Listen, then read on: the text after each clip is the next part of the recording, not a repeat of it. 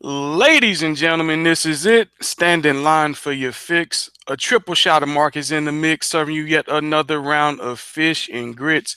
November 29th, 2017. Where's this year going? Like, You tell me. where has it gone? Shoot, Where down has the drain. I can't wait for this year to be over. I feel like it's been struggle after struggle after struggle. I'm like, come on, 2018, be better. Yeah, that's all we can hope for. Hope for a brighter future. Cause yeah, this year has been kind of rough. It went by fast, but it has been kind of rough, especially for our area, man. Yeah, that's true. That is true. This year did fly by pretty quick. Did you fellas at least enjoy your holidays though? Get a little family time, get the lounge around with a couple uncles. Immensely. Man, tell me about it. I didn't get to eat. I didn't get to eat like I wanted to because I wasn't feeling good. But I did Oh, you enjoy some good. weren't able to hold nothing down, bro? Nah, man, I didn't get to hold it down, man. And then we Oh, didn't have Thanksgiving food. We had gumbo, so they switched it up a little bit. But it's like was it hidden? after I ate the Was it gumbo, it was delicious. But then after that, I was like, dang, man, I wouldn't mind some good dressing and some good old macaroni and cheese. And that's why I took a trip over to your house. man? I You still enjoyed got this some. cheesecake over. I'm so upset at you right now, I bro. enjoyed some awesome cheesecake over the Thanksgiving holiday. Bro, Griff, we had a podcast beef with you. bro, We had y'all can How have. many times have we been stood up by Griff now? If I tell you the most random stuff always happens to me and it just screws me over, it's just all I like know. I can't enjoy life right now. The Steelers are undefeated when you miss a trip. So for the Super Bowl, I'm not gonna be around The you. Super Sir, Bowl, not so come much, on, bro. sir. Not so much with that, sir. Hey, Hundley was I mean, embarrassing You're our not even defense. you're not even the best team in Pennsylvania, so don't get ahead of yourself. Hey, Hundley was hey, embarrassing our defense. I got the know that. hardware. Got the hardware. Whatever. Chicken noodle soup Now Eagles. you sound like a Cowboys fan. You got the hardware, huh? Did you say chicken noodle soup Eagles? How dare you? You know we only mess with that Donovan That McNabb Campbell Campbell, soup. that grandma. But no, yeah, I got you. I'm gonna have to throw the cheesecake away, bro. I could at least froze it for you if I knew you was. It's bad already. I ain't gonna say it's bad, but if you're gonna get it, you're gonna have to hurry up and come get it, bro. I'm gonna come get it tomorrow then. All right, you said it. You said it. You said I it. will Not be gonna there show it. tomorrow. Yeah, I'm gonna show up. I gotta pick up Xavier and then I'll come get this thing right he there. gonna no. You gonna get that Uncle text? Oh, Buzz got dog, to go man. early, Flat son. tire. Man, so y'all tell me about this Justice League. Y'all go catch it yet? I Oh saw it. Did yeah, you see it, Marcus? I saw it What, the weekend it came out. I Oh said, yeah. what kind of question is that? I already knew you saw it. First off, give me the rating, then give me the breakdown. I want to hear y'all ratings first. Honestly, I want to hear what Marcus has to say first on his rating. For What's the rating? me,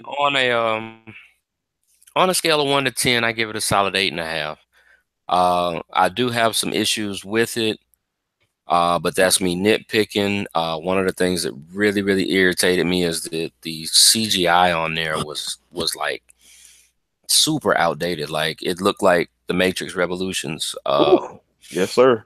And you know how long ago that's been. That being 2003. said, for everything that they were trying to do, for the direction that they're trying to go in, enjoyed the movie. I enjoyed certain parts of the plot. There's some holes in the plot if you're really paying attention, but overall, it told a decent story, set itself up to expand. And the one thing that I like is that DC is not trying to quote unquote, like most fans would say, play catch up.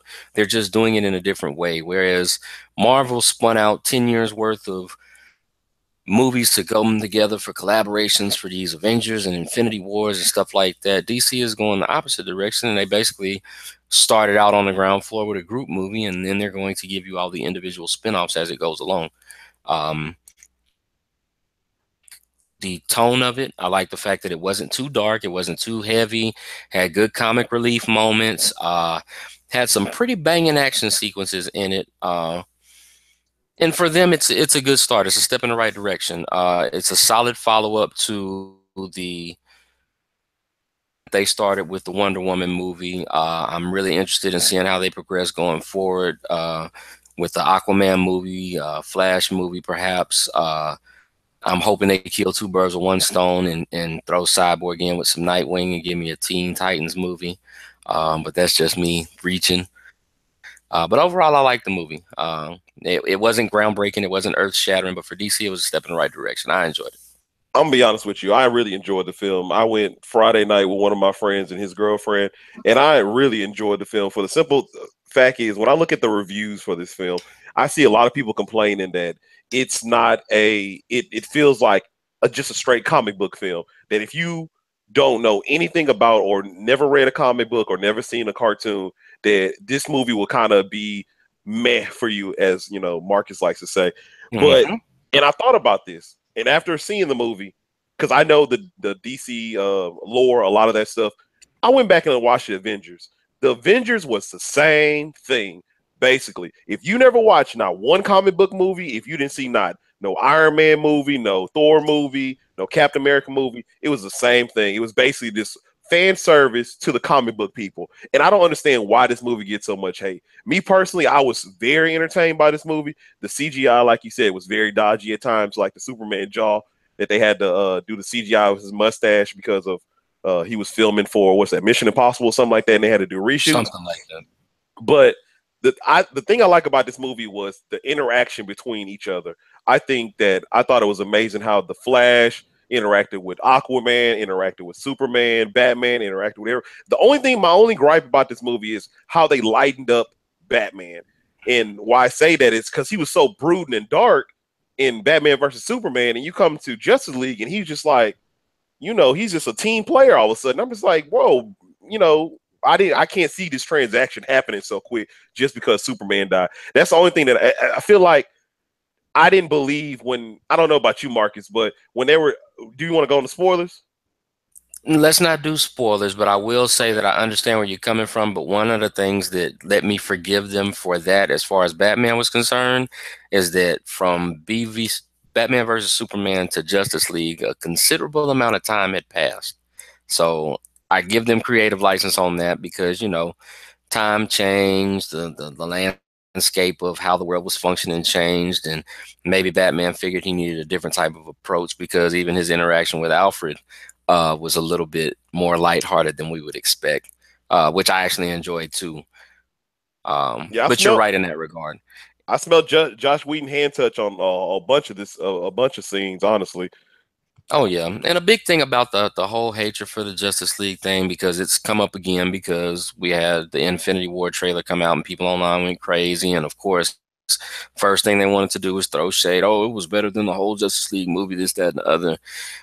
That's ridiculous. Yeah, that's great. Hey, I need the fans to stop creating this unnecessary competition. It's got to be, you got to choose a side. You got to be a DC or a Marvel guy. Yeah, miss me with that shit. I just enjoy good movies. You can go through and say what you want to, and honestly, people are going to, well, people have been hating on me all day because my biggest beef in that regard is the fact that Marvel fans, in my opinion, are settling because you're just getting such quantity, and I question the quality of all of the movies that come out because there aren't very many sequels to any of the Marvel movies that I've liked. After the first Iron Man, didn't really care for any of them. After the first Thor, didn't really care for any of them. Haven't cared for any of the X-Men movies outside of Days of Future Past and Logan, to be honest with you. That's true. They've never made a good Hulk movie. First two Caps, the Captain America movies are good. Ant-Man was good. Spider-Man: Homecoming is good, but awesome. for the big picture, to me, when you go off of the tons and tons, 10 years worth of Marvel movies that we've gotten so far, I can't say that they're batting over 500 as far as good movies are concerned. They're popular as hell and they make a lot of money. That doesn't constitute them being good. Yeah, you know what you're expecting with these movies. It's like going in and watching the Fast and Furious movies. You're going to get a lot of action. You get some comedy moments, and you'll have a nice and enjoyable ride. And let's bring the family. Nobody is about to say, "Oh my God, Vin Diesel and them are putting out Oscar-worthy performances." No, they're just giving you good action movies that people want to come out and see. Get that quick adrenaline rush and go on about their business. But when you get to these folks that talk DC versus Marvel, they act as though Marvel is just putting up grandiose action-packed blockbusters like Titanic and shit like that. No, not so much. Let's ease back on the throttle. And if they really want to go resume for resume, people forget that Marvel has to depend on its mainstream and stuff like that. DC has a lot of movies that people don't remember that are DC, because you still have movies like Sin City Watchmen. and 300 and Watchmen and stuff like that. And if people really want to nitpick and get real tight about it, where I tend to get a little territorial, none of this shit would have kicked off and got popular if it wasn't for a DC franchise that actually took the plunge, and that would be Smallville on TV. Well, none of this shit gonna make no money. Exactly, because that was one of the first DC real life based. Yeah, that was pretty much the first DC series that came out on TV that people took a chance on, and it actually stuck. They had different TV series and different types of genres and stuff like that that they've gone into that really didn't have any lasting effect. The success of Smallville gave movie theater companies the confidence to go out and be like, okay, well, maybe this can translate and go over to the big screen. Because they gave you a decade, literally, of Smallville. And, you know, the proof is in the profits that these people are currently reaping. I have yet to see a Marvel show that has that kind of staying power. Yeah, I personally give Justice League a 8 out of 10, and the only reason why I give that is just because there were some moments that I felt was missing from the films, or some unexplained moments that kind of breezed over that I wish was fleshed out a little bit more. But personally, I like the route they're going, or they're taking so far. Especially, I'm gonna be honest with you. There's one scene in the movie, and I'm not gonna spoil it. There's one scene in the movie that happens underwater, and it just blows my mind because I didn't understand nothing that was going on. They rushed through that scene so quick, and I was just like, man, they could have just cut that whole scene from the movie, because it was just like, you could tell they took parts of it because there were certain character interactions that were talking about things that we did not even see. And I'll talk to you about this after the podcast, but it just threw me off, and I was just like, man, this movie could have been so much better. But I enjoyed it for what it's worth. I was thoroughly entertained. I'm looking forward to the Flash, Cyborg, Batman, what they're going to do with Ben Affleck. Are they going to recast him or whatnot? So I'm impressed with it. But since you segued, let's go ahead and talk about this Infinity War trailer. What did you think about it? I thought it was pretty good. Should be a pretty entertaining movie. But I'm on a different wavelength, and I'm holding it to a different standard than most folks, because yeah, it's a great trailer, and I know people are super excited to see the big mashups, the big team ups, especially after the way you got it with Civil War and stuff like that. But my thing is this: one of the biggest promos that they put out online was the headline that this movie was the culmination of 10 years worth of Marvel movies. If you tell me that this is the culmination of 10 years worth of Marvel movies, this better be the greatest shit that I've ever seen in the history of Marvel. I agree. And the only reason why I think that could be possible is because of the Russo brothers, because I love everything that they've done with Captain America 2, with Civil War, and with these two movies. They create, I think, of all the Marvel movies, their movies stand out the most because they're kind of, what's the word I want to say? They are different from all the other Marvel movies. The stakes seem real. The action is intense. The storyline, there's not a lot of goofiness and a lot of playful banter going on. There's like really stuff going on. Honestly, if you want to be totally honest, if you look at a movie, that movie was amazing, and it could have.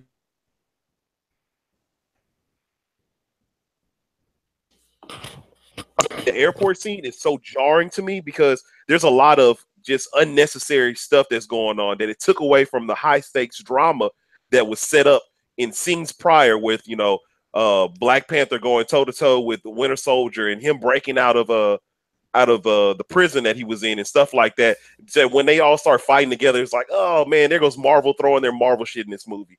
But if you take that out out the film is phenomenal, especially the last scene with Cap fighting and Winter Soldier fighting Iron Man. I need to see that tension right there. Incredible. And if they bring that to this movie on a 2 hour and 20-minute span, I'm really gonna enjoy this movie. Well, when it comes to that aspect of it, here's the problem that I have in that regard. If you pay attention to the storylines and kind of know the plot lines that's going on and stuff like that, part one of this Infinity War is just going to be all of the good guys getting their ass demolished, and I mean demolished. That's the only way that you can justify dividing this up into two parts, because they need to have something to come back from.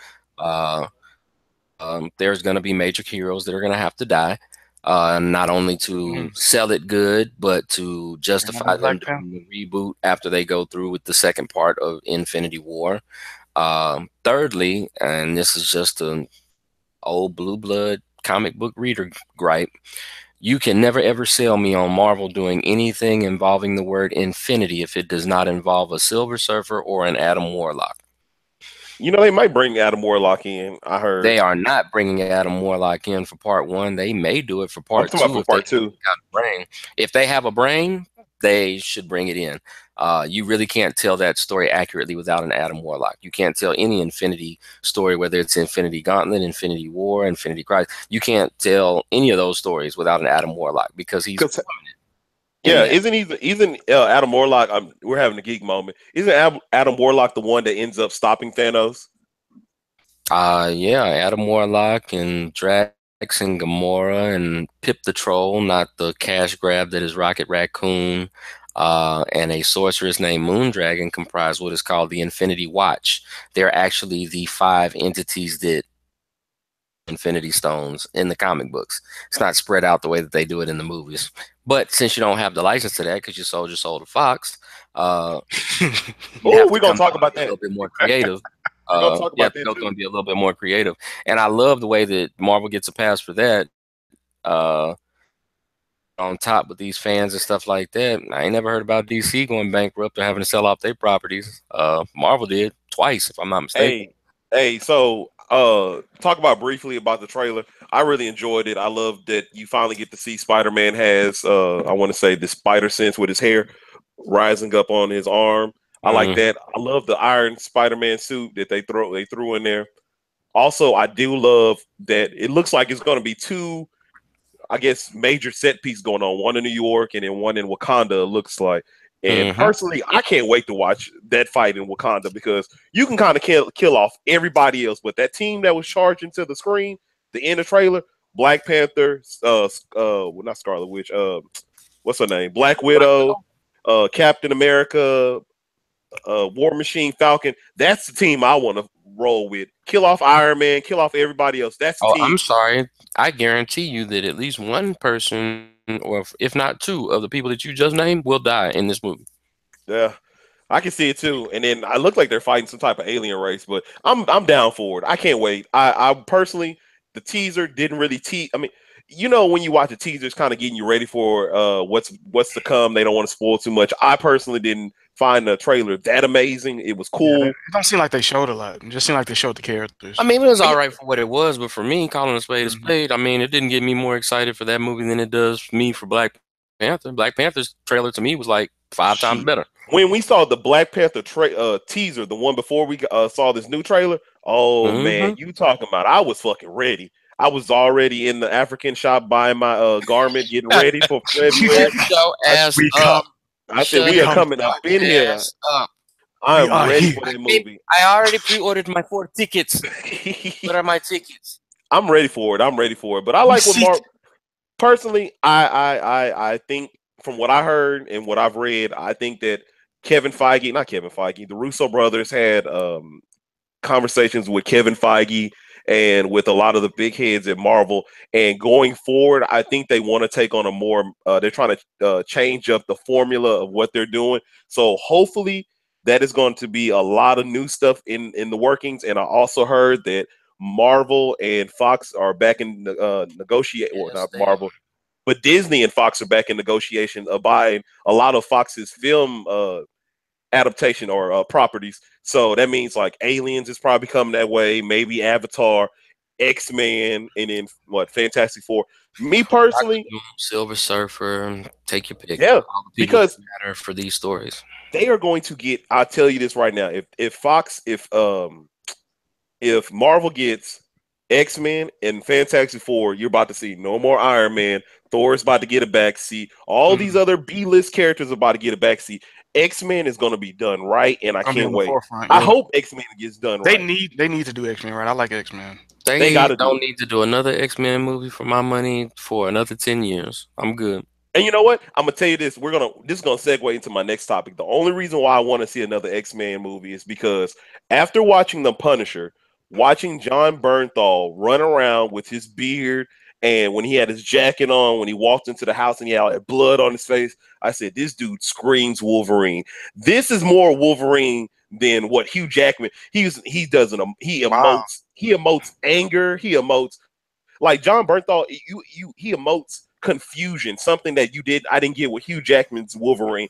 I didn't get a sense of this dude is really hurt or he's really lost. He's really struggling to cope with surviving or It seemed like Wolverine like bounced back real quick. Like, exactly. damn, I did this shit already. John Bernthal, I'm telling you, that dude needs to get an Emmy nod for what he did with the Punisher. He did a phenomenal job. And if you tell me this is Shane from Walking Dead doing this, I said, hell no. Hell no, he's not that good of an actor. And he's proven me wrong. And I personally would love to see an X-Men TV series more than a movie. But hey, that's neither here nor there. But John Bernthal, if they want to bring back X-Men. I hope that they never do another Wolverine movie again as long as I live. Please, oh, you know they're gonna make it. You know they're gonna make another. Oh, I know that they're going to make it, but it's disrespectful in so many ways, shapes, forms, and fashion. First and foremost, because people go gaga over Wolverine like he's the only fucking X-Men that exists. Exactly. There's far too many good characters that they can go and expound off of. I'll take a New Mutants movie before I take another X-Men movie. Hell, for anybody that's been paying attention and watching on Hulu, Marvel's Runaways is pretty good. Exclusive. That shit is better than any X-Men movie I've ever seen already. That's what I'm saying, man. I hope Marvel just goes into the TV realm and says, you know what? Since they're starting this new platform where a lot of their movies and a lot of their content is going to be released, I hope they try to attack the television market because they're doing so well with Luke Cage, Daredevil. They're off to a good start. They're making their inroads, but they're being smart about it because they're recognizing that the next stage of the game is streaming and different services like the Hulus and Netflix and stuff like that. And you get a little bit more creative license than just committing something to TV. I always said that one of the biggest reasons why I could never get into Agents of S.H.I.E.L.D. is because to me, if you wanted to do it correctly, you couldn't do it on normal TV. If you put it on a streaming service to where you could be a little bit closer to maybe TVMA or a flat out R approach the content. You can't do a lot of the stuff that you would want to be done when it comes to a series like that, as far as it not being as graphic, not being as volatile as you would need it to be to like sell you on the premise. The biggest problem that I have with Agents of S.H.I.E.L.D. is when I contrast it to the Avengers movies and all the things that I've seen in the Marvel Cinematic Universe, since they've already made it known that it's a direct tie-in, is that it's just not believable because there's too much censorship because it's on regular TV. If they'd have made it a streaming show, well, you don't have to worry about them kind of constraints. You can put out whatever the hell you want. But they're making inroads. They're doing good. Runaways is one of my new favorite shows to watch. It's a very good story that they're telling. It was a very good comic book series for people that want to check the source material out, but good concept. So what'd you think about Punisher?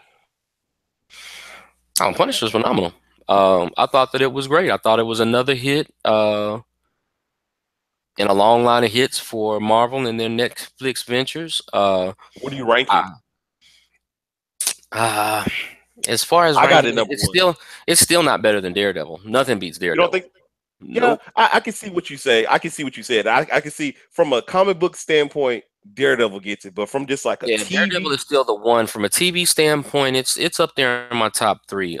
As far as the way that they present it, the action, the storyline, and stuff like that, I like it. I think one of the biggest turnoffs for the average or casual fan that's not really into the comic books or anything like that is that it takes a couple of episodes before it kind of picks up. There's a lot that they explain in the first, I'd say, 2 or 3 episodes. 2 or 3 episodes, yeah. It's a lot of backstory fill in, yeah.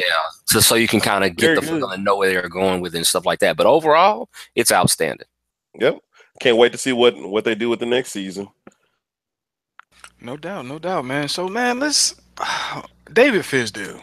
Did my man deserve to get fired? How y'all feel about the situation? They got a lot of the media saying it was on Marcus Saul that had a meeting with the GM. He trying to say he had nothing to do with it. How y'all think this whole thing break down with David Fisdale? Did he deserve to be fired, even though they was on the 8-game losing streak? It's Memphis's loss ultimately. I think the guy's a good coach. I think he's a hell of a coach, and I think that he'll bounce back. Oh, he gonna be an offensive coach on somebody's team. He's gonna get on a good little team, chill for about half a year, and he should be in the running for a head coaching spot again. I think it shows more about what's wrong with the Memphis Grizzly organization and more so does he deserve to be fired or whatnot? Because it's a joke that they fired Lionel Hollins and then they fire what's his name, David Yeager, and I liked him as a coach. Exactly, and then they're gonna fire Fitzdale. So it's like, what are you trying to do? What message are you trying to send that if the Magic would kill for just one of those coaches? Well, they got my boy Scotty Brooks that I like, but I ain't gonna say nothing.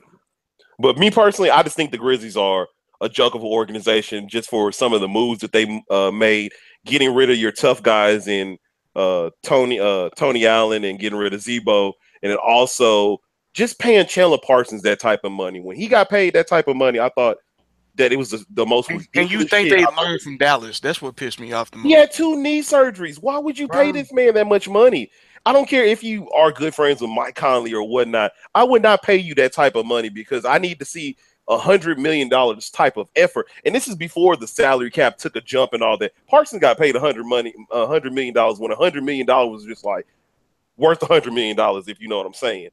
Like now it's like you get $100 million. Before it was inflated. Now it ain't nothing like exactly. Otto Porter got $100 million. Exactly. It's inflated now. It's like, oh well, that $100 million is kind of worth like $80 million or $70 million. But when he got paid like Stoudemire got paid. Like, why are you giving this money to a person who is A, injured, B, hasn't shown you anything that he can lead or elevate a team, and then C, he's not the piece that you needed.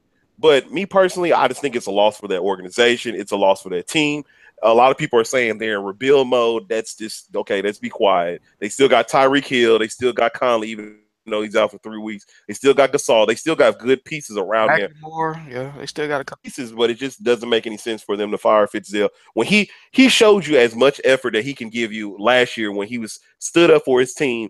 Who they played? The Spurs. Who did he go off on? Was it the Spurs in the playoffs? Take that for data. Yeah. I think it was the Spurs where he was a little chippy or whatnot in the post. That's the type of coach that I want. That's going to stand up for my team, and for them to get rid of him, it's a joke. Because remember they got rid of Lionel Hollins, and he had like a 55-win season, and they got rid of him when he got bounced out the playoffs. I was just like, what? Like, are you serious? Does this bring any negative light to Marc Gasol in your opinion, or you just feel like that was just a made up story saying he had something to do? I need to hear what's the 33-year.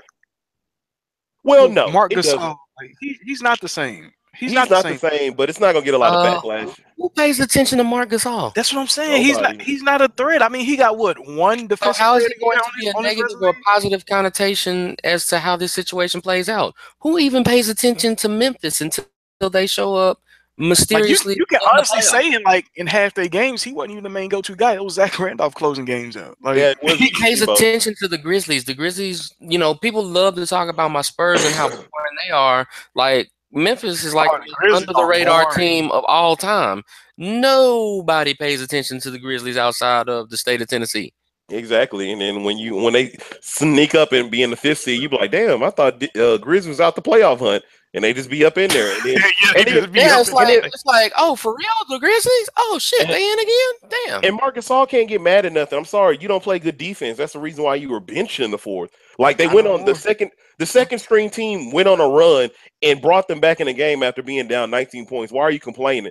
Like James Harden had to sit out. You remember James Harden sat out when the Rockets made a run against the Clippers. Oh well, things happen. Nobody's above being benched. If you're not, Marc Gasol is almost Brad Miller at this point, and that sounds very disrespectful. But at this point, he's not a true threat no more. Like his best days are in the past. It's over. Yeah, it's not over. Reliable. Like this league has outran Mark. It's past. What he needs to do is they need to go ahead and talk to go ahead and holler at what you call it. I wish he can go to the Celtics some type of way, like they package off Al Horford or something, because I think he needs a coach that likes him firing. That's down to the same way. He's just a little bit bigger. The only reason why I say that is he's unmotivated. Go ahead and trade Ariza and Capella to Memphis for Gasol. We can't afford. That's not gonna work. We can't afford him. He can't catch those oops. He can't. He sure can't catch them alleys. He can't. Man, if Marc Gasol get up higher than Ryan Anderson, that's a problem. If he up there leaping, Nah, it ain't gonna happen. I don't want Gasol. Go ahead, get that trade in. Go and upgrade that defense so you guys can take the next step. That's the worst defense. Should Memphis go full rebuild or should they hold on to Conley and Gasol? I personally They been have no saying this. choice but to hold on to Conley, but Conley isn't the problem. Everything else is expendable at this point. Yep, Gasol. I'll be looking to try to move him. See if I get a few pieces for him. If You I think can the move best- him, you think the best fit would be Boston, or you think he can fit in somewhere else? Like and like actually contribute, not just go there and be thrown that like Boogie Cousins got thrown. You know, actually contribute. You know, the only team I can see him really contributing to is Celtics, and the only reason why I say that is because the Celtics would hide a lot of his deficiency on the defensive end, but that scoring threat that he can give you on and open up the floor is something that I like to look at. But Boston would have to give up. I think he can replace Gortat. He can fit in. He can fit in Milwaukee. I was gonna say he can fit in Detroit. Mm-hmm. I was gonna say that he should go to the Wizards. That's a team that I was thinking about because that's what they lack. I mean, Gortat and Gasol, same person, just a little bit more skilled. Gortat is a good player. Don't get me wrong, good player, but he's getting up there in age.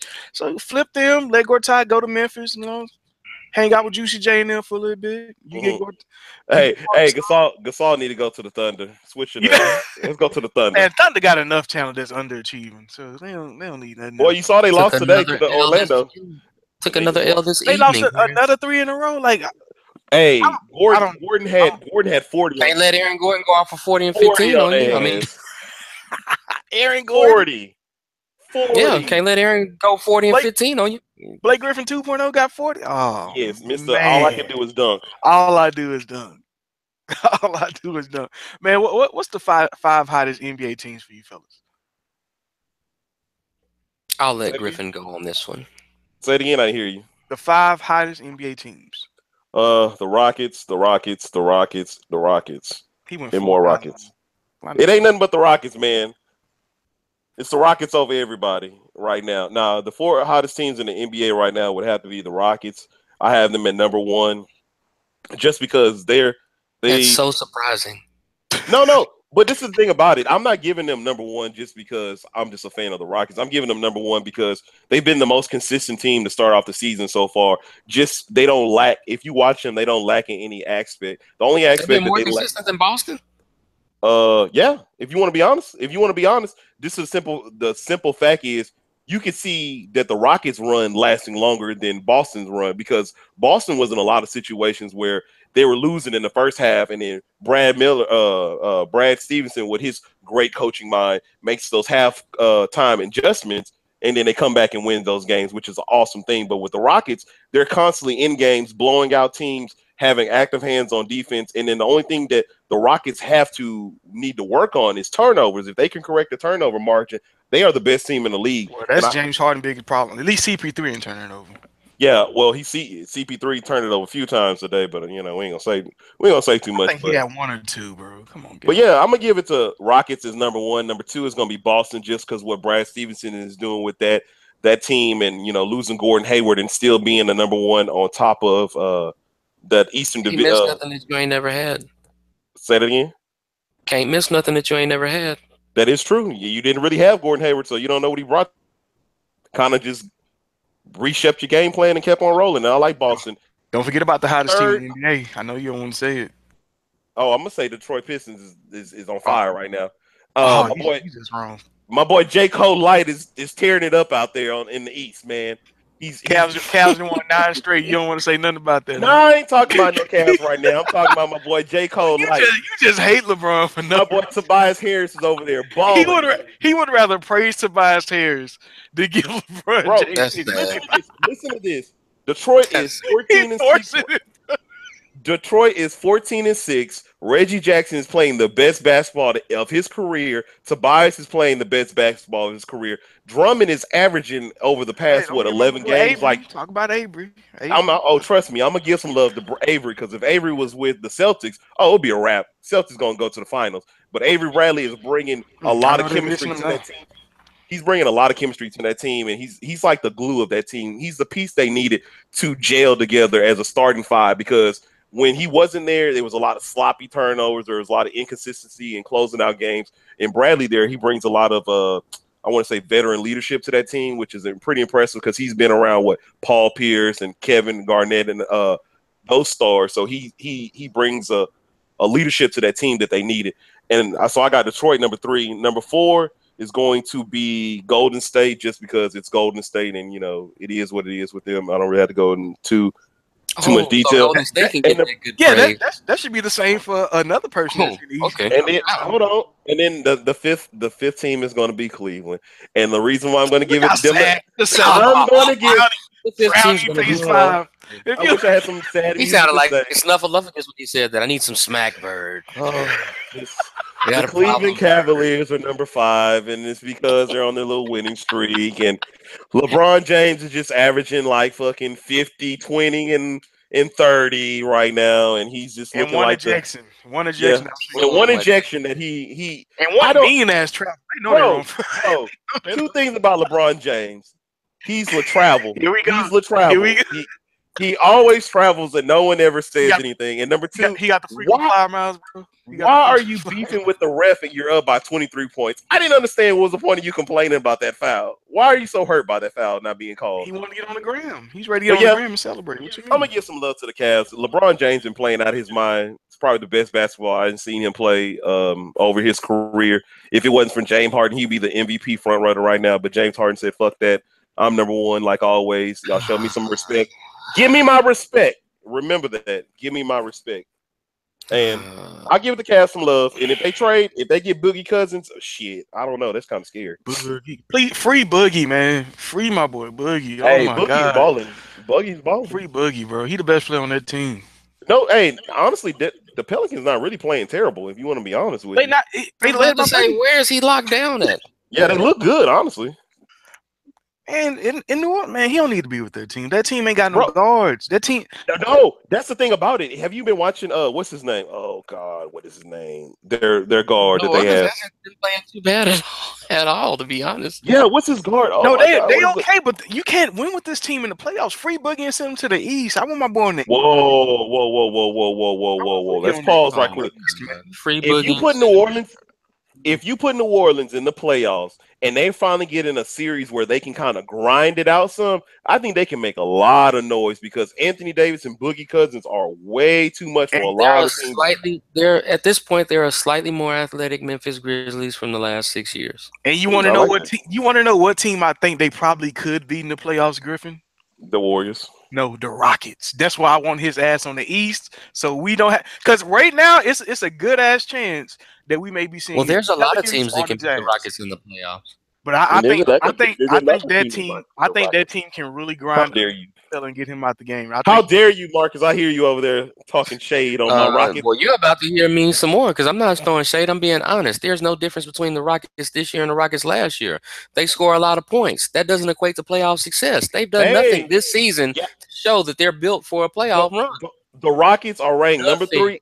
The Rockets are ranked number 3 in defensive efficiency this season, and they were ranked at like number 12 last year. The Rockets have some of the most active hands in the league, and they lead the league in steals and turnovers and fast break points. That's the thing I see about the Rockets because I watch them night in and night out, and unlike y'all two who weren't really looking at NBA. How many top teams? I watched the Rockets game. I'm gonna take I'm not talking about how many top teams have they played so far this season? I don't care. They beat the Warriors. They beat the Cavs. They beat. Well, I mean, if you're gonna sit here and you're gonna drop defensive efficiency stats, tell me who it is that they being efficient against.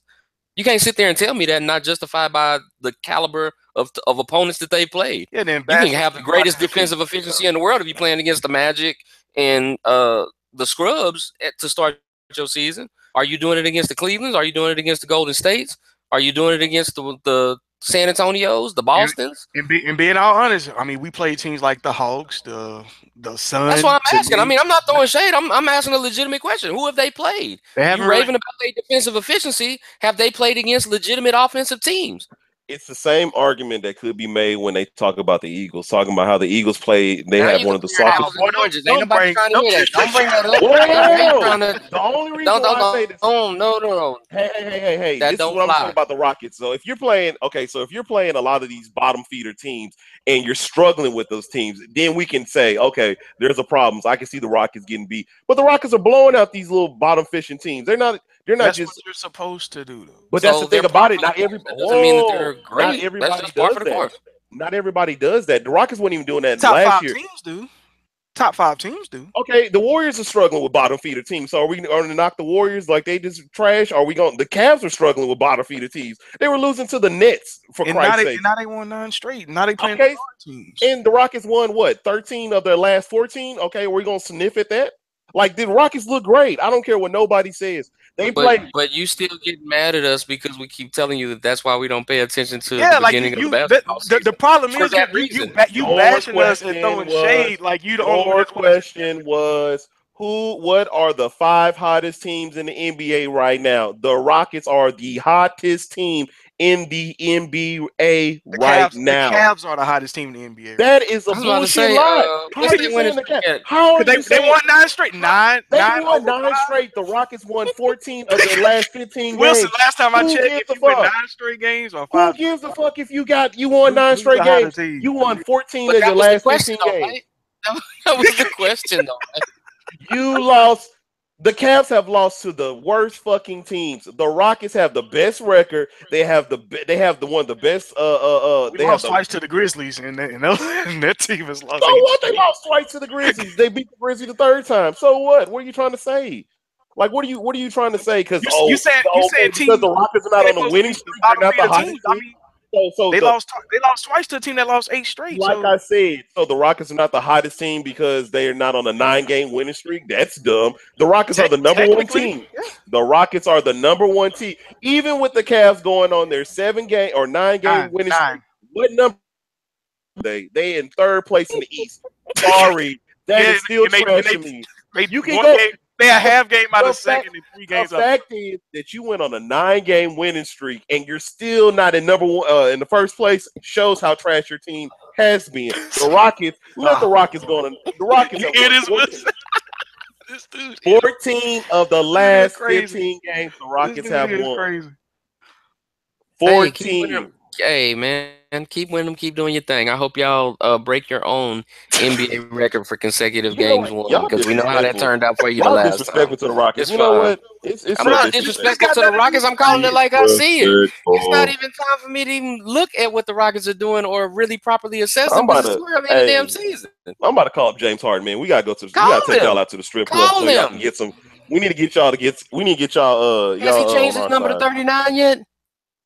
Oh, No, man. Call Dang. him. Call him. Dang. Since you want to, if Dang. you want me to shoot slugs, I can shoot them. Oh, I felt I'm that, and trying I'm to be not. nice about it and leave it be. You getting all hot and bothered about the November champs not being properly recognized. Oh, they go to November. hell, Oh, here crown we go. Knock Here we- yourself out. They go to We're talking November about champs line. The question is, All I who know is is the that people hottest that root team? for teams that actually win usually don't pay attention to them until February. Just saying.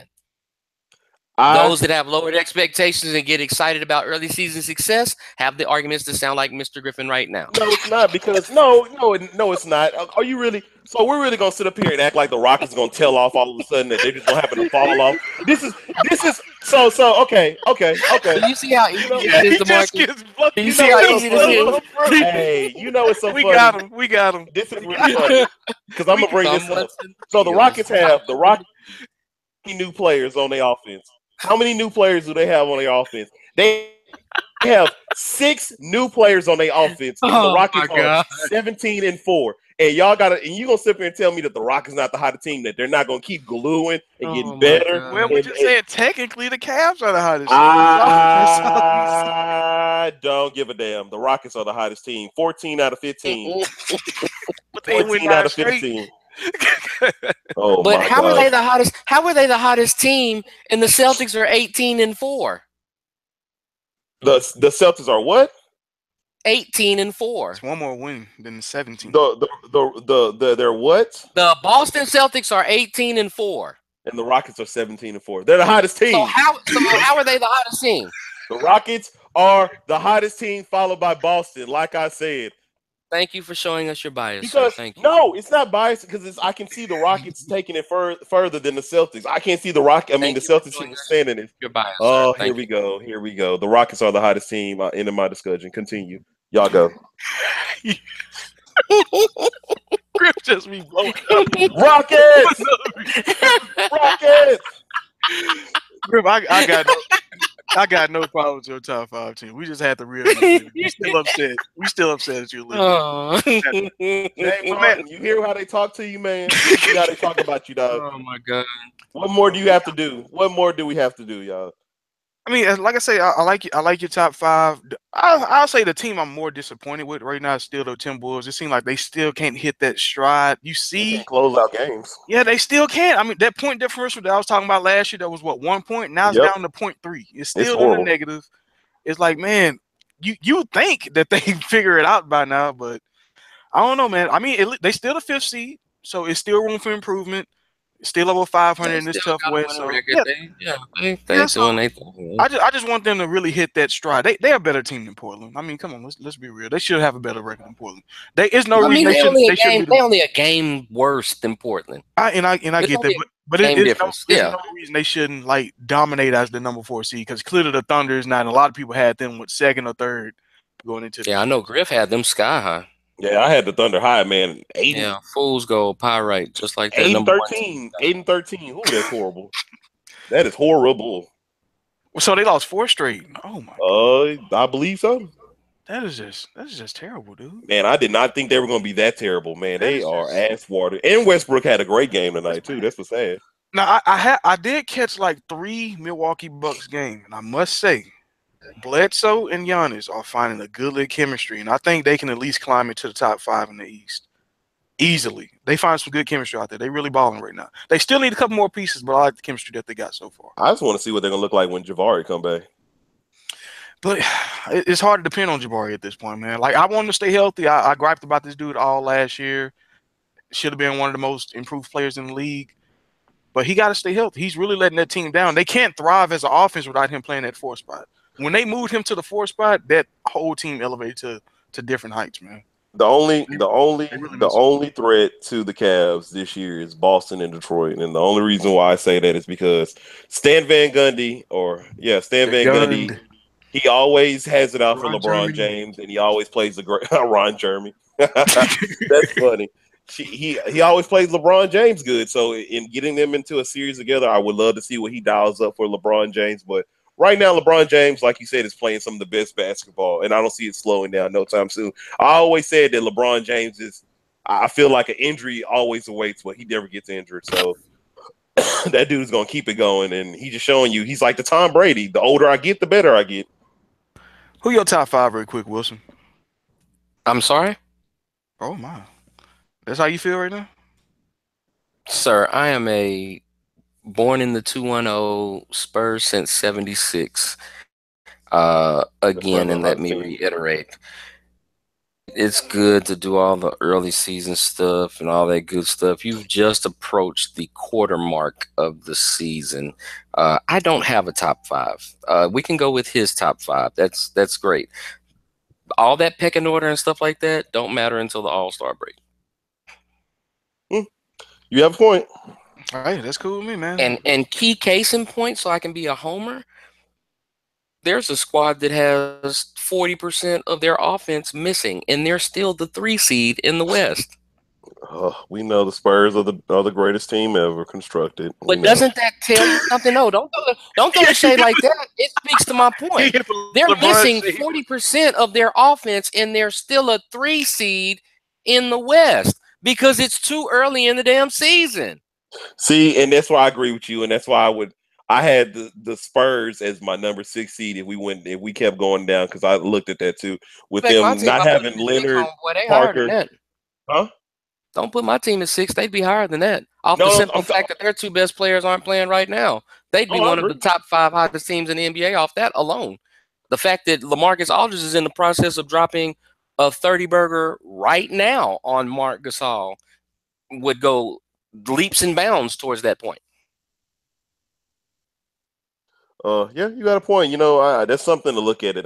It's always great just to have somebody else talk about something, because they talk about things that you never really notice, and that's another thing that I didn't notice. It's all good, man. It's just one of those things that I know that you're a basketball guy, And I don't have no problems with that. That's why I like messing with you about it.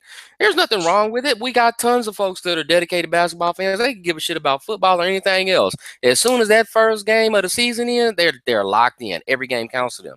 I have no problems with that. For me personally, though, because I've seen it year after year, especially being a Spurs fan, to me, there's really no interest in it until after the All-Star break, because for me personally, and knowing how my team is, that's when they flip the switch, get serious, and really start pushing down that home When they stretch get going that road towards the trip, playoffs. when they get on that road trip, that's when the On Spurs the take road off. trip, that's when it gets That's when they serious. take off. But you know what? I'm gonna switch up my list. I'm gonna go to Rockets number 1, Boston number 2, Spurs number 3, Detroit number 4, and then to round it out, I'm booting the Warriors out of there. I'm put Cleveland in there. This boy Marcus has had a rejuvenation that quick. Hey, man, there's nothing wrong with it. The only reason why is because the storylines for the Rockets. The only storyline is they didn't have Chris Paul for all those games, and James Harden, led the team. Can't miss what you ain't never had. Yeah, that's what I'm saying. Like you said it best. You can't miss what you haven't had. Yeah. And Chris Paul was just extra. He just That's my thing. Chris Paul is like a bonus. It's not it wasn't necessarily a necessity, and that's why when we talked about it before when the trade first happened, I was like, well, did you really need to get him because you had an all-world point guard? But I understand the concept behind it, especially with the coach that they have. But for me personally, if I was looking at it as a fan of the Rockets and I wanted to do like best case scenario, give me another big to run with. That's what they're really missing, is another big. That's true. I agree. Because with the way that Capella is playing, with the way that Capella is playing, it's awesome. He may wear down. But the kid is young. He's gonna hit a wall. Yeah. He's playing a lot. He hit that wall last year too. Remember, Marcus? Yeah, that's why I was saying that they should try to make a run for Gortat. I was thinking about that the other day. I was like, what players that we could get that would kind of help us? Gortat, Tyson Chandler, one of those veteran older centers that's not going to cost us a lot of money, but they can give us a lot of effort off the bench. Something that you still need somebody that's a little mobile though, because that's not a D'Antoni kind of guy. Gortat or a Chandler would be more so than a Gortat, because D'Antoni wants somebody out there that's going to run. It doesn't matter how old they are, how young they are, they have to run, and that's the key. That's why you don't need a traditional big when it comes to D'Antoni. You just need somebody that's long, that can bang, crash the boards, and run. That's it. That's true, and I like you need a Dwayne Dedman for the Spurs type player. You don't need him to be a star or anything like that. You just need somebody that can run and bang. Now, I'm not gonna lie, Black, when he comes off the bench, he's been looking good. Every now and then. Yeah. Can we get him out of the doghouse or whatever they got going on though? I mean, get him out there for more time. I didn't like the fact that was the kid that they didn't play in the playoffs last year, right? No, they didn't have him last year. Who was the big they had on the bench that they refused to put in? I'm like, why? Why not? He wasn't. Yeah, Harold wasn't that good. He has those moments where he'll pop up and then he'll just disappear. No, he got flashy dunks. That's it. But at this point, it's all or nothing when you're in the playoffs and you need some kind of boost. That's because all the rest of your bigs is hurt. It's gonna be interesting. It's gonna be interesting to see what moves Morey makes before the trade deadline. But as for now, those are my hottest teams right now. And then honestly, it can change just night and day. Oh, it will change. What about the move that the fucking Giants made? What can y'all explain why you would treat Eli Manning like that after everything he did for this Giants franchise? Like, that don't make no fucking sense. Maybe I'm too much of an old school guy when it comes to football, but I feel like your quarterback, if he gave that much to the game for you, should finish out his career or at least finish out the season without this type of bullshit. That dude almost broke down, man. I'm gonna play it like this because I had the Giants going through the Super Bowl preseason, so I'm gonna speak on it like that. The Giants are a joke. The whole organization is a joke. To bench Eli Manning or to tell. Or no, it's the organization, because the organization fired Tom Coughlin and hired Ben Fuckadoo to take over. And they allowed him to bench all pro. Go ahead, finish. But that's not even. This is the most amazing thing, to go to Eli and say, okay, we're gonna need you to play in the first half, and then we're gonna put in Geno just to see what we have with him, or to tell him that, fam. It's crazy to think that you want to look at the backup prospects for your team when all you need to do is you're missing you're missing Odell, you're missing Brandon Marshall, you're missing Janoris Jenkins, pieces, and you have a shitty offensive line. You fix the offensive line, I guarantee the Giants are not this horrible. I guarantee Eli is not this terrible. You add all those pieces back together, the Giants are got it going. I don't know why. Has Eli actually been terrible this year? No, he hasn't been given what he has to work with. Yeah. He's been I was doing about to pretty say, damn I've good. seen- Given I've seen Tavares King. Like I've seen Tavares much King, worse Eli seasons than this one. especially what was that, last year, or was it 2 years ago, when he was just a turnover machine? Yeah, when he led the NFL interception. I What, had don't 20? understand it. Yeah, like I've seen much worse, and he didn't get benched before. I mean, it's It's just kind of crazy. mind-boggling. You telling me that Tom Savage, Blaine Gabbert, and Blake Bortles is going to start a game this weekend, but Eli Manning is Bro. second, possibly third string We on a saw team he won 2 Super Bowls with 2 Super Bowl MVPs. That makes no sense, bro. It makes no sense. We saw Joe Flacco on Monday. His leading receiver had 54 yards in Mike Wallace. What a joke. Where is Macklin? I know that's different, but where the fuck is he? He's not there. But yeah, Flacco is hot garbage, bro. But Eli fucking Manning gets benched, and they gonna ask him because you want your streak or not? What the fuck? And you know what? It's so funny to hear this, because I'm with Eli getting benched, and I'm sorry to talk over. I know Marcus probably wants to talk about this, but looking go ahead, bro. Looking at a lot of these NFL analysts and a lot of these TV shows, they're making excuses, or they're giving legit excuses on why Eli is playing bad, and saying, okay, Eli shouldn't be benched. He's playing bad because offensive line, no running game, this, that, and the third. Where were these fucking excuses when y'all were dogging the shit out of Colin Kaepernick? This dude leads his team to the Super Bowl. The next year, he goes to the championship game, loses to Seattle, who wins the Super Bowl. They have an 8-8 season with Harbaugh.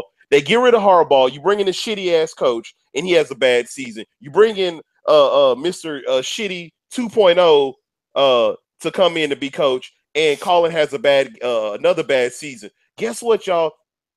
That's why we didn't look at these scenarios like, oh, guess what? Colin didn't have no passing attack. Colin didn't have no protection. Colin had no running game. We want to make these excuses for Eli. Colin didn't have Manning on his jersey. Exactly. I just hate it how it's this unfair analytical viewpoint that a lot of these people make. We can make these excuses, and I'm not trying to dog Eli, but we can make these excuses on why Eli is playing bad, but we cannot find no reason. We just want to say, well, Colin was just terrible. He was just terrible. The dude was, what was he, 16-4 in the touchdown to interception ratio, and he was trash. Jeremy Curley, who is number 4 option in with the Jets now, was his leading wide receiver. Like, come on, dog. I don't like this. Eli shouldn't have been benched. Colin Kaepernick should have a job. The NFL is a joke. Should I say more? No, I mean, of course, the NFL is a joke. Look who the best record in football is. I felt that shot way over. I couldn't resist. You just set yourself up. You left yourself wide open. Man, I couldn't resist. You shot me, man. I felt that, man. That was. I couldn't resist. I'm bleeding out. I'm just playing. Fly, Eagles, fly. Fly, Eagles, fly. Y'all go ahead and dominate them Seattle Seahawks. Sorry, I did not know he was going to say that. Hey, man, I didn't either, man. That was just like a slap in the face. That was an unwarranted slap in the face that I wasn't even going for. My bad. I didn't take my meds today. I'm on my Uncle Buzz mode. Oh, yeah, man. It's all good. You might want to take some of those before you go to sleep tonight. Or Charlotte Hornet today. Yeah, he buzzing around. He buzzing around. Don't you ever disrespect me with that Charlotte Hornets reference. How dare you. Larry Johnson, come on. Yeah, that's the cool part. That's the only cool part. Yeah, that's about it. I agree with that. But how you feel about this though, Wilson? I think that when you talk about a man that's just broke a streak of 210 starts, two-time Super Bowl champion, a guy that 3 seasons previous has averaged 30-something touchdowns with only maybe 14 interceptions or so over the last 3 years, 4,000-yard seasons each one, if I'm not mistaken. Like, Eli isn't the problem. I think that in the grand scheme of things, this is more of a power play on McAdoo's part because Eli isn't quote unquote McAdoo's guy. So stuff like that just didn't matter to him. The same way that the organization decided that we're bigger than the people that got us to prominence and kept us relevant. And they unceremoniously went ahead and let Coughlin do whatever he wanted to do and bounce. And, it's just one of those things where if we really take a hard look at the Giants over the last decade or so, other than a couple of really hot seasons by the defense and Eli with Coughlin, they're pretty mediocre. Because it wasn't like they were dominant in 07 or dominant in 2011. They got in as wild cards, right? He got high in the playoffs. Like they were just like, it wasn't like they were like 14-2 and just strong arm the lead. Like they just happened to get hot at the right time. Was fortunate enough to play the Packers and get over that easy bye week and get to 2 Super Bowls. And who knew that they were Tom Brady's kryptonite? You know what I'm saying?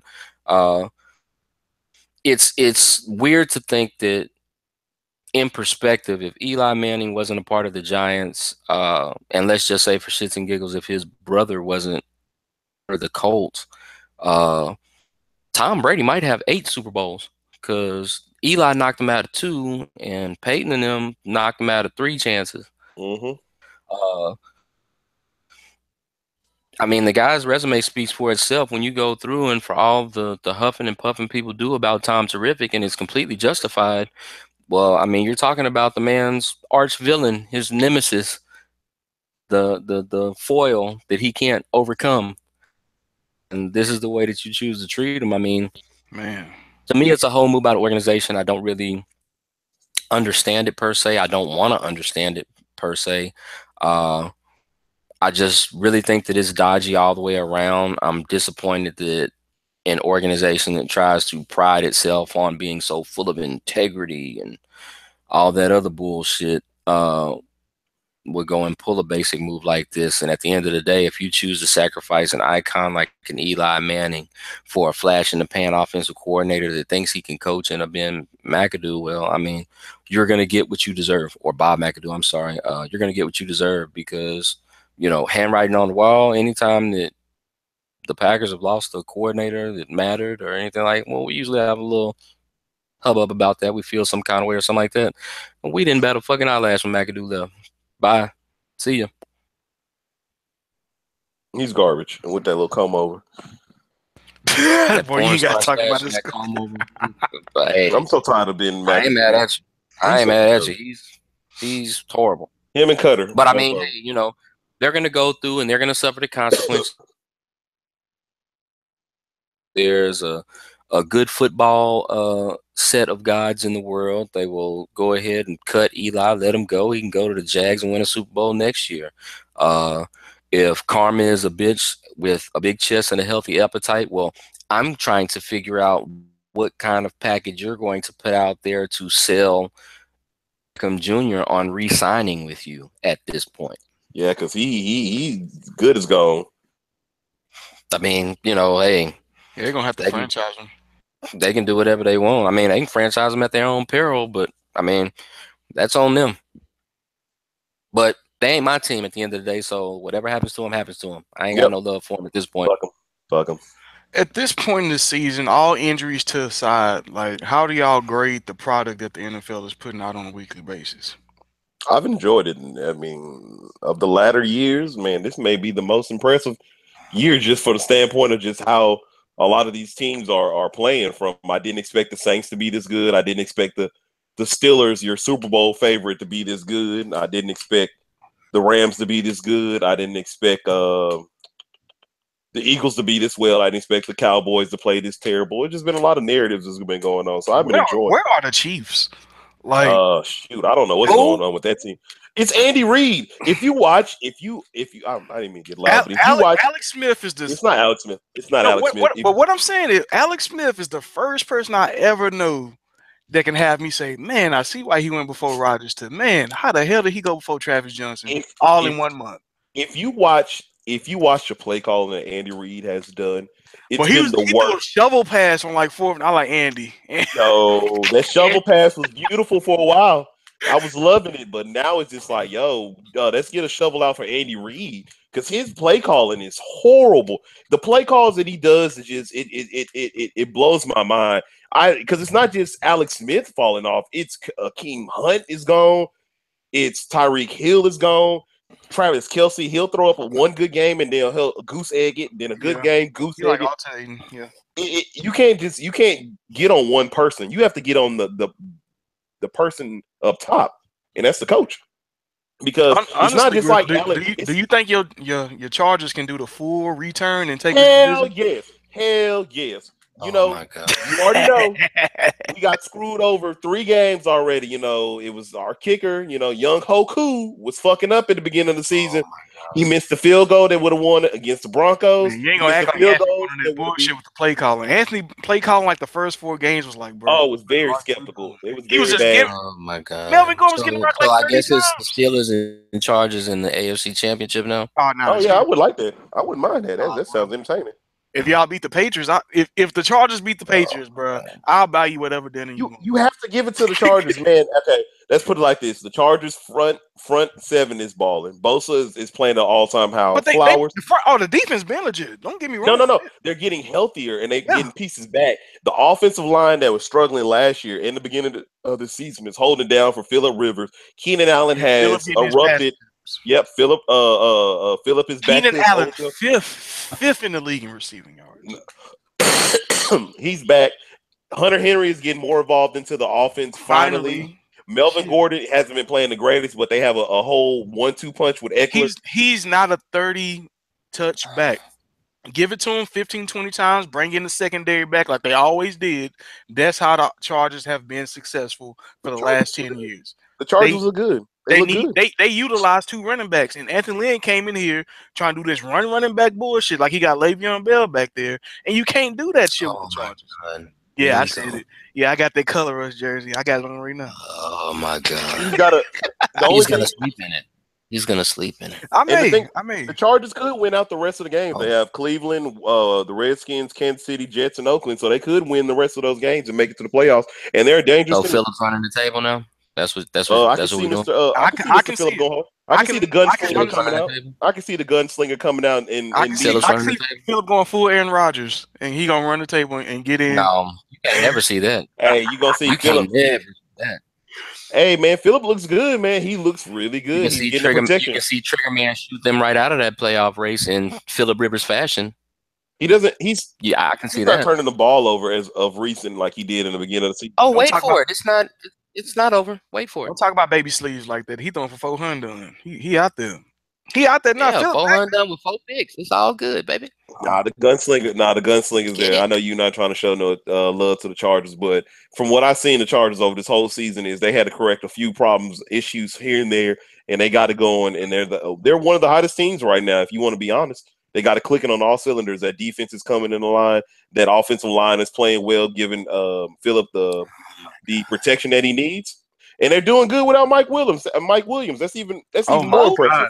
These rookie receivers. You can't miss what you ain't never had.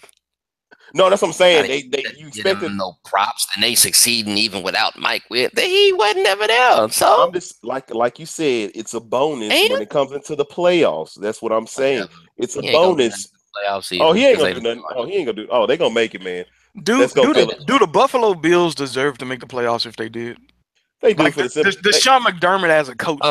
Whoever makes the playoffs deserve it. I don't care who they are or what spot they in. If you made it, you deserved it. Ain't nobody to give it to you. The Bills as an organization does not deserve to make the playoffs. I don't think they do. Tyrod deserves to make the playoffs just for what he had to deal with. I'm not understanding how the organization doesn't deserve to make the playoffs. They don't deserve to make the playoffs because they benched my boy Tyrod. They can't do that. They benched my boy Tyrod, and he wasn't even the problem. You can't be a 6th seed and do stupid shit like that. So you decided to get upset because a young coach had a knee-jerk decision because he got tired of looking at the uninspired shit he played.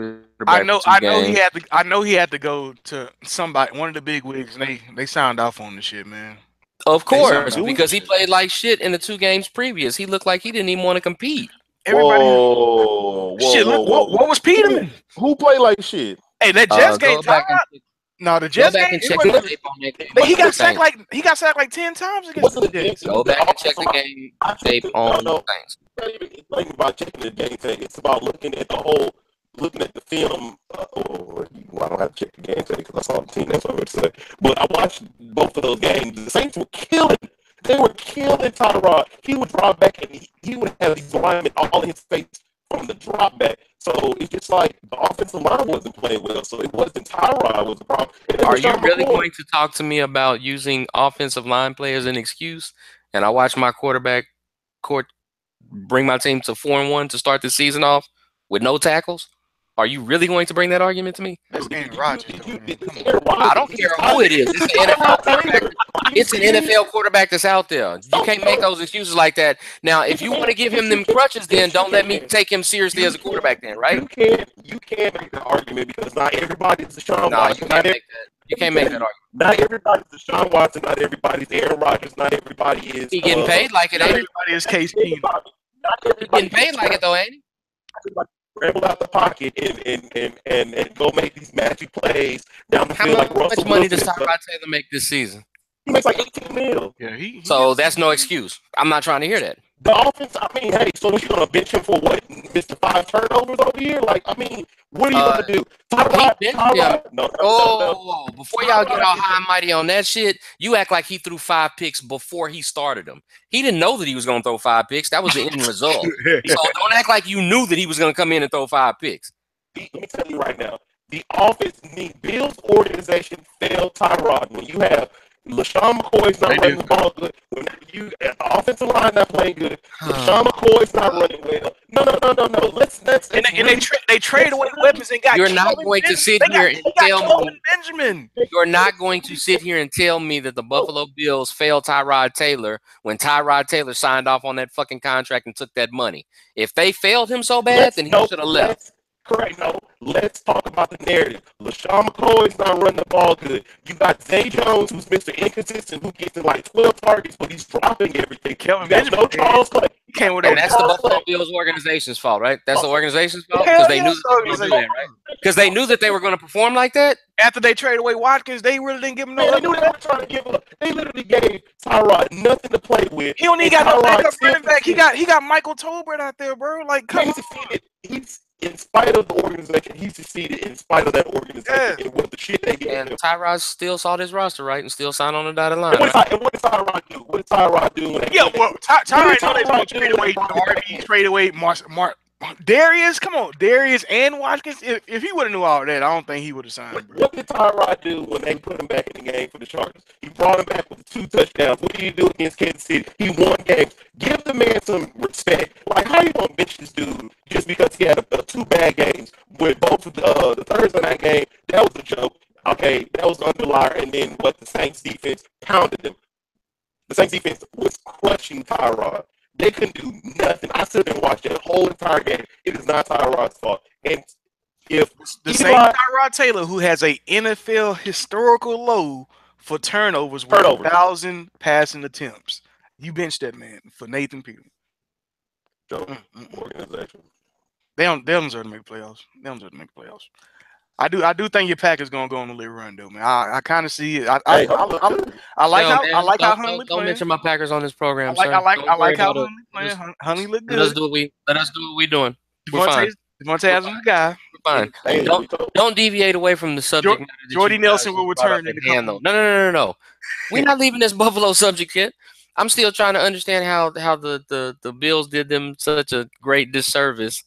Man, they traded away all the talent and then gave up on them. They traded away all the talent. How was that talent performing? Sammy Watkins, we don't even know. Darius is one of the best run stoppers in the game, and Ronald Darby was either the number 1 or number 2 corner on that team because he will be the number 1 corner when he's with the Eagles. He's a number 1 corner, and you let all those pieces go. How was just to bench the man for a rookie? They traded away this beginning of the season. Like they came in trading these pieces away. Like they was there for training camp, bam, gone. The only game I would not Tyrod for is that is when they played the Jets. That's the only game that I saw that they. And what's their record right now? 6-5. It's pretty good. The organization failed him, and they're 6-5. Because that's what Tyrod is doing. So if the organization hadn't failed him, then what would their record be right now? If he had more pieces, he could have won at least one more game. At least I ain't gonna say he would have won like 8 or He wasn't a- he 9. wasn't So a a- one-game difference constitutes organizational failure. That's what y'all are telling me, One right? game difference right now would be huge with Jacksonville at 7-4, the Ravens at 6-5. All I did was ask the question. It didn't require expounding on it. All I said was, it's a yes or no question. So Yes, that's organizational failure. a one game, really 2 game difference. But when you add in pieces lost and then benching him, that's 2 games they possibly could have won. They beat Buffalo, the Falcons, the Bucks, the Raiders without his number 1 option not being there. That's impressive to me. And So LaShawn Tyrod McCoy was Taylor won all 6 of those games, right? Aaron Rodgers style. That's what y'all telling me. Oh boy, I'm just asking the question because y'all are saying how this man is being let down by the organization. So going off of y'all's logic and what y'all are telling me, then Tyrod Taylor is responsible for all 6 of those wins, right? between Tyrod and McCoy, that's all they have on the offensive side. He don't have a backup running back. He don't got a true number 1 receiver. I'm pretty sure he has a decent tight end, doesn't he? He missed half the season. Yeah. How many of them wins did he miss? He missed like What, 3? 4 of them. 3 or 4? He got He hurt. got He got hurt out with for the 4 of Falcons. those wins? He got hurt with the Falcons. He got hurt with the Falcons. He got hurt with the Falcons, so he missed. They lost to the Bengals without Clay. They lost to the Jets without Clay. They lost to the Saints and the Chargers without Clay. Who is Deontay Thompson? Why do I know that name? Because Tyrod made him look good. Tyrod drafted him? Tyrod made him look good. Oh, Tyrod scouted him? You really think Deontay- I'm going off the logic that y'all are using because you keep saying the organization failed He'll be him. good in any other team. he don't got no Coach? You can say that the They didn't coach bring what let piece- him down. What pieces did they bring in? None. They let all walk away. So they didn't You draft brought no in Jordan receivers. Matthews. They didn't draft any Jordan Matthews. skill position talent What does Zay at Jones? all. Let me tell you The right now. coldest thing Zay Jones did Okay, like and get up. again, we talked about this on preseason during the podcast. He's underachieved, right? It wasn't like they expected him to come in and not be productive, right? When you trade, So how does the organization fail because a player underperforms? Let me tell you, they fail when you go try to go. Those weapons. They You fail trade- because y'all are using bias and y'all are trying to run down this Why organization. is oh Trying to run down no Hey, shoes. you cannot blame an organization for not being able to predict the future. Yes, you can. Nobody knew that Zay Jones was gonna flame out. He never flamed up. He just happened to start lighting up right now. He's been shit. You the go whole back and you season. check all the NFL preseason books and stuff like that, and he was on everybody's watch list as a breakout wide receiver talent, blah blah blah blah, and he didn't. So that's the organization's fault. what other pieces did they bring in to supplement losing Sammy Watkins? And I think you trade. How can for you lose Jordan what you Matthews. barely had? How many games did he Hey, actually man. play? How productive was he when he actually played? You can't be Because- serious right now. No, it's not about that. Because Sammy Watkins was. It is about that. If that man is just standing there with a name and dead weight, that don't mean nothing in the grand scheme of things. Let Tyrod have a good play action run, and he can run through the field. So he needed a really good decoy for 8 games. That's what y'all are saying. That's what he needed. At the end of the day, If you want to win 8 games in the NFL, yeah. at the end of the day, they traded. Really? for How many Jordan games did Matthews. they win with Sammy Watkins in there? They traded for, I don't know these stats. Like I said, they traded for Jordan Matthews, and that's when I know the Bills organization was a joke. You gotta have. Well, look at all these elite quarterbacks. They have weapons. They have Case Keenum got weapons. Wentz got weapons. Jared No, he Goff don't. got weapons. As sorry as Mariota Who got is, he weapons? still got weapons around. Who don't got weapons? Who you just said don't got weapons? By y'all's definition and standards, other than Zach Ertz, Wentz don't have weapons. Who said that? He got Who said Alshon Jeffrey. He got Nelson. Wentz does not Aguilar. have a top 25 wide receiver on his roster. He make them all look good. He has a tight end that's in the top Hey. 20 in Nah, reception. Nah, He Jeffrey- has no. Stop- By stop y'all's disrespecting definition, he has no Alshon help. like this. He doesn't. Which is the main reason why he's in the MVP discussion because he looks like a one-man band right now. I agree with it. I do agree with that. Nah, I He's don't. winning in spite of his talent. Don't Bro, do you might want to. You can go ahead and Alshon pull up Jeffrey the, not top 25. It's you No, there's no Philadelphia Eagles wide receiver in the top 25. Look it up. There's not one. stats. None. As a receiver, if we line it up 25 receivers, Alshon Jeffrey is going to be one. Bro, I'm going with the numbers and I'm going with the production. And for the numbers that Carson Wentz has And when you produced, talk about the numbers to that he's not throwing, have to a Zach top Ertz, 25 man, wide Zach receiver. Ertz is a top 25 wide receiver. Damn, the way No, he actually, Zach Ertz is a top 20 tight end. He's 16th in receptions this year. Yeah, that's fine. But again, if we're going off of y'all's logic as far as viable pieces to get out there and make plays happen and stuff like that, come on, bro. Come on, bro. Now you're disrespecting Alshon. You really don't like Alshon. How am I disrespecting Alshon Jeffrey? What did he do at South Carolina? Jeffrey? What's Alshon Jeffrey's numbers? Not top 25? Not top 25, though. What is Alshon Jeffrey's numbers this season? It's 25 receivers that you're going to take over Alshon Jeffrey. That type of talent. There are at least 25 receivers that have better numbers than Alshon Jeffrey. It's not about where you choose to rank them. I'm talking about their production. Numbers don't mean nothing because T.Y. Hilton stats going to say he's a top 25 receiver. He only had 2 good games.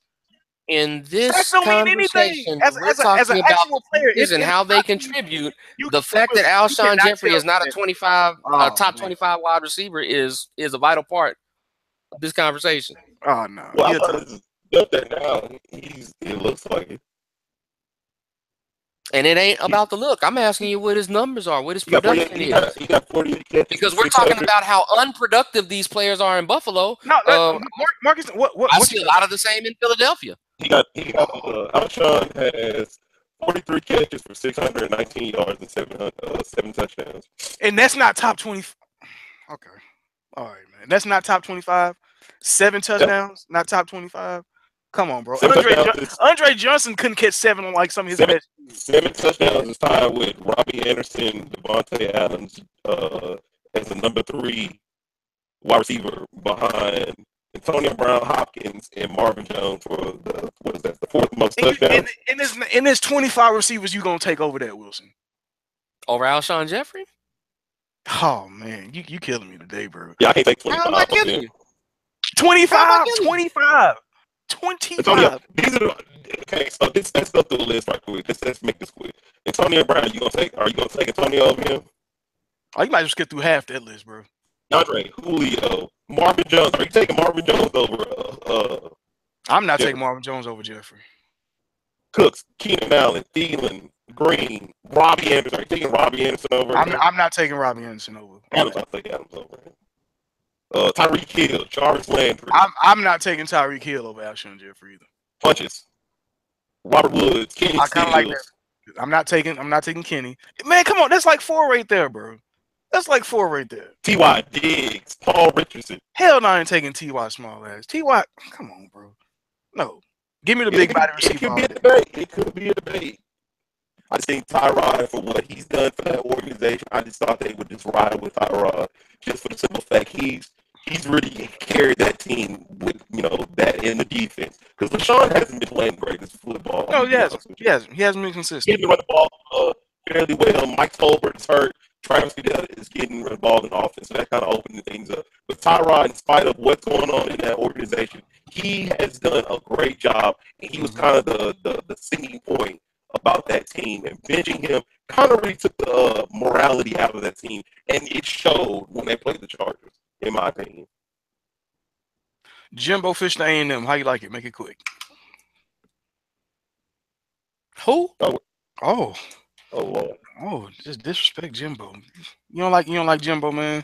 You don't like Jimbo taking a job. You Jimbo don't think he upgraded? The Mac Brown of the ACC. He's the same way Mac Brown was in Texas. Mac Brown sucked ass before and after the Vince years, much like Jimbo Fisher before and after Jameis Winston. In 8 years, you gave me 3 good seasons where I actually contended for a national championship in a hotbed of fucking talent like Tallahassee, Florida, in the state of Florida. What is there for me to like about Jimbo Fisher? This is arguably the most talented 5-6 fucking football team in college football history. What's for me to like about Jimbo Fisher? What about Taggart? How's it coming along with Taggart, man? Any progress? If he gets there, it'll be interesting to see. Be interesting that they take a shot on a brother head coach. He has strong recruiting ties to the state of Florida.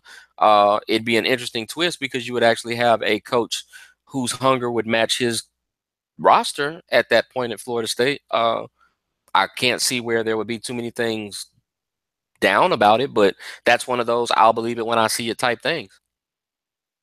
Okay, there we go. Any other interesting coaching hires you seen? I know we just seen Herm Edwards go to Arizona State. Whoa, I didn't know that. Yeah. Yeah, yeah, Arizona State. Seemed like they got them a yes man. I think one of the rules was like they don't want a lot of the staff fired, so they want to bring just like a little older gentleman Yeah, or something like that. you know, Phoenix is nice this time of the year. It's good campus, stuff like that. I Yeah, mean, no muss, no fuss. It's not really high expectations at Arizona State. It's exactly. not like they just, you know, they're more of a baseball and basketball school than a football school at this point. So, True. I Yeah. mean, it's not like it's a lot of stress involved. I mean, get that paycheck, see if you still got it as a coach, get out there and mold some young minds. I know it's plenty of kids that will probably benefit from some of the things that he has to teach them, both as a coach and as a man. But I mean, you know, Arizona State's just not really high on the list when you talk about college football programs. No, not at all. Yeah, it was a safe hire. That's about the Yeah, safest yeah. I hire you mean, can make. it's nothing really exotic about it. It's good. I'll be interested to see how he does as far as if he does anything to change the culture down there as far as how they feel about the football team, kind of getting them excited about football again and stuff like that. Because I mean, being realistic about it, Arizona State hasn't really mattered or been on the football map since Jay Plummer was there. Terrell Suggs. Shit.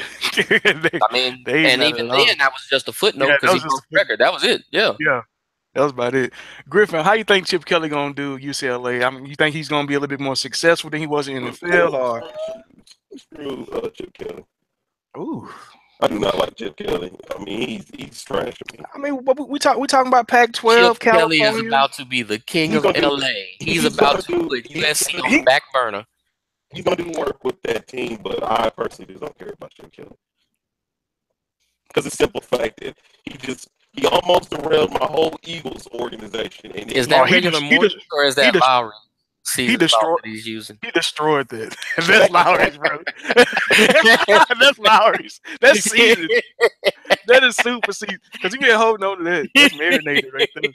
the fact that the Eagles organization has survived in spite of Chip Kelly is a testament to how good Carson Wentz has Well, the been. Eagles organization shouldn't have let their fans down by hiring Chip Kelly in the first place. That's organizational failure. Trade away LaShawn McCoy. I can't believe That's it. organizational failure. He looked good at first, boy, but when he started getting rid of folks left and right, I said, okay, your ass got to go. So. You know what? I need a yard sale. I don't like start bringing in Oregon talent, Kiko Alonso. Yeah, I don't like any of these guys. Bring my Oregon boy. Yeah. You know what? She probably would trade away Fletcher Cox if he could. Uniforms the same color, fellas. Just come on down. Come on in. Man, anything y'all got to tell the people before we wrap everything up? No, not really. Go watch what's coming out. Oh, Vikings come out today. You did say that. I seen you drop the trailer on that. Yeah, underrated show. People need to get in where they fit in. It's a good show. It's a good show. What about any words of wisdom from my man Wilson? For me, take time to get away from the propaganda, good people. Get off the social media stuff. It's the holiday season, man. Enjoy family. Enjoy the things that matter. Enjoy real world shit. Unplug from the matrix every once in a while. Spend time with your loved ones. Call your mom or your grandma and tell them that you miss them. Tell them to cook something that you like because you're coming over to hang out. Soak up the holiday season. Don't make it about material shit. Make it about the interactions, the relationships, things of that nature. Let's have a throwback holiday season, man. Everybody worried about Black Friday and what they're running out to spend all their rent money on. Oh, let's get up at the house, cook something, just kick it, hang out, talk some shit, play some dominoes or something. There we go. There we go, man. Yeah, I love that right there, man. The U versus Clemson. Tune in on Saturday. P.S. I need you all, if you're going to commit to go out and spend time with family or friends or loved ones, make sure that you honor those commitments and show up. Don't be a griffin. Don't be a griffin. We gonna tell him the other name we gave him. Nah, I'm not gonna do it like that. Yeah. I'm not gonna do it like that. We ain't gonna do it that dirty. We love you though, Griff. We love you. Yeah, you are boy, bro. Stop no showing this dude. I just don't know what's. Hey man, my situation is this. Funky situation. We got you, bro. But as for now, this has been Fish and Grits, and you guys have just been served. Y'all enjoy. Peace.